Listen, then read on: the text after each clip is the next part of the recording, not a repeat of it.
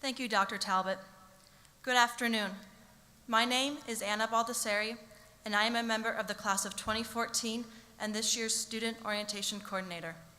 I am from Hagerstown, Maryland, and am pursuing a double major in English and Sociology. It is both frightening and exciting for me to be standing up here before you today. Frightening because the past 3 years have passed by so quickly, and I'm about to embark on the final year of my college experience, but exciting because my position here is the culmination of all the parts of my Gettysburg experience.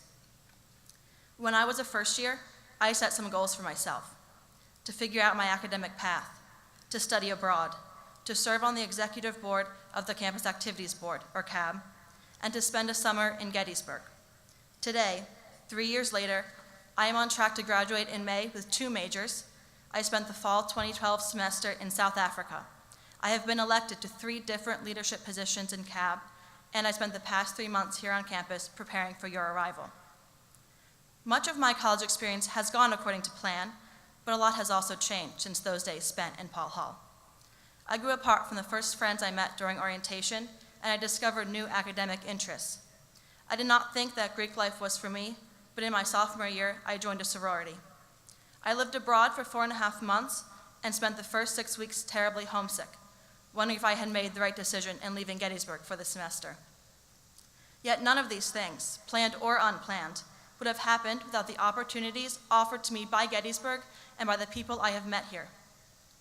I clearly remember my own move-in day, August 25th, 2010. Every time I drive home, I remember the exact place where my parents and I got stuck behind a construction crew on our way to Gettysburg. I had been anxiously awaiting the start of college for months. I had attended a small high school, and I was ready for a bigger and better adventure. Yet when I was sitting in the seats where you are right now, I simply felt overwhelmed. Would my roommate and I get along? What would I do after my parents left? How would I make friends? I took things one day at a time, and it all worked out. My first-year roommate is still one of my closest friends. We've been through a lot together, from doing craft projects and watching bad TV together in our room, to spending our entire junior years apart while on opposite semesters abroad. But if I could do it all over, I would happily share that little dorm room with her again. I met some of my favorite people because they lived on the floor below mine, because we joined the same sorority, because we were in the same class or club. Don't be afraid to introduce yourself first or to join an organization where you don't know anyone. You might miss out on great friendships. I wouldn't have made it through the last 3 years, or at least I wouldn't have had near as much fun, without these people I call my best friends. People who started out as strangers, but whom I now can't imagine my life without. They have taught me that people are more than what they first appear, and to challenge everything I thought I knew. We have studied, lived, traveled, played, and sometimes even fought together. My first year seminar, The World's Children, was taught by Professor Kathy Kane of the Psychology Department. Despite our differences, the 16 young women in that class quickly bonded over a shared enthusiasm for the subject material, and Professor Kane quickly became our mom away from home. We even gave her a joint Mother's Day card in the spring. After I declared my majors in the spring semester, Professor Kane was no longer my academic advisor, but she remains one of my most trusted mentors, and I even had lunch with her just a few weeks ago to chat and catch up. I met another one of my favorite professors in my first year. I signed up for her gender inequalities course partly because I was interested in the topic, but mostly because the sociology department suggests that majors take an inequalities course following the intro class, and gender inequalities was the only one open when I was registering. At first I was intimidated by Professor Sandy Gill, but then I learned that she teaches yoga and her research is based on her personal experiences growing up in Birmingham, Alabama in the 1960s, and I began to see her in a more human light. That intimidation quickly grew to respect and admiration. I remember shyly taking my major declaration form to class one day and asking her to be my advisor. I took another class with her just last semester, and she remains one of the most inspiring, enjoyable faculty members that I have encountered. If you get to know your professors both in and out of class, you will find that they have a lot to teach you, and it doesn't all come from books. When I joined CAB, I was one of only 2 first years at the club meeting, but I stuck with it, and in my sophomore year, I was elected vice president of the Attic. CAB is a student-run organization which plans weekend social programming for the campus, and we like to call the Attic our on-campus nightclub. It hosts many different types of events: dance parties, live music, banquets. My position entailed working in the Office of Student Activities and first-year programs, planning cab events for the Attic, and working with other campus groups and organizations on their events.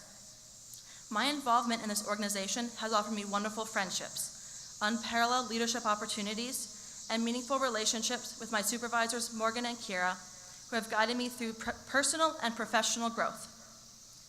The skills I learned in that job, self-confidence, flexibility, working with others, definitely helped me when I went abroad. The day I left for South Africa was one of the hardest of my life, and I cried saying goodbye to my family in the airport. But if I hadn't gotten on that plane to Johannesburg, I wouldn't have met Joy, an anthropology professor who taught me that differences can sometimes bring people together more than similarities. Joy had a non-traditional teaching style. We rarely followed the syllabus. We practiced laughing and communicated with our classmates using only our eyes. One day, we even spent the entire class period trying to pass our energy around in a circle. It sounds a little crazy, and at first I thought she was. Every day, I grew a little more uncomfortable, never knowing what awaited me when I entered the lecture hall. Finally, one day, I asked to meet with her during her office hours, and she immediately said no, but countered with an offer to get coffee off campus.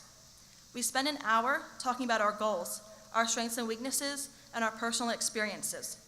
After that, her class was one I looked forward to every day. I only regret that it took me so long to get up the courage to talk to her. You may have noticed the t-shirts that the orientation staff is wearing today, which have a Steve Jobs quote on them, stating that the only way to do great work is to love what you do. If you haven't found it yet, keep looking. Don't settle. Here at Gettysburg, we take our motto, the charge to do great work, seriously. I have learned so much by doing the things that I love, both inside and outside the classroom. Our alumni and students have made significant contributions to social justice, the arts, politics, science, and more, both on campus and around the world. You are entering a community which has a strong history of hard work, integrity, and creativity. It is now your turn to uphold the traditions and expectations of our school. Gettysburg offers you the tools to do anything you want, but it is up to you to make the most of those opportunities. Maybe that will be joining a club or pulling your first all-nighter to finish a paper. You might do research with a professor or travel to a different country. You might apply for an internship or score the winning goal. You have 4 years here to find your own great work, or maybe even to let it find you. Challenge yourself. Get involved. Do something that scares you, something you never imagined you would be able to do. Doing great work means encouraging yourself to be better and to do better. Starting today, your Gettysburg experience begins, and you can do anything you want with it. Influence your world, inspire the people around you, but most importantly, improve yourself. Welcome to Gettysburg, class of 2017. Now go out and do great work.